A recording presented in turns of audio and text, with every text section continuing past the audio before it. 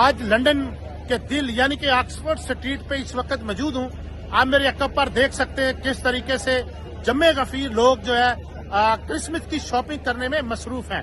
बड़ी तादाद में बरतानिया भर से लोग जो है वो ऑक्सफोर्ड स्ट्रीट, रेजेंट स्ट्रीट, यहाँ से शॉपिंग और खास तौर पर जिस लेवल से इस स्ट्रीट्स को, इस शहर को रोशनियों से सजाया गया है, लोग ये रोशनियां देखने के लिए दूसरे शहरों से लंदन का रुख करते हैं। ये सालाना फंक्शन यानी कि सालाना फेस्टिवल क्रिसमस जो है वो बड़ी आबोताब के साथ मनाया जाता है, लेकिन पिछले कुछ 2 सालों से कोविड की वजह से, पाबंदियों की वजह से ये इस लेवल से लोग जो है वो अपनी फैमिलीज और शॉपिंग करने में मसरूफ दिखाई नहीं दे सके।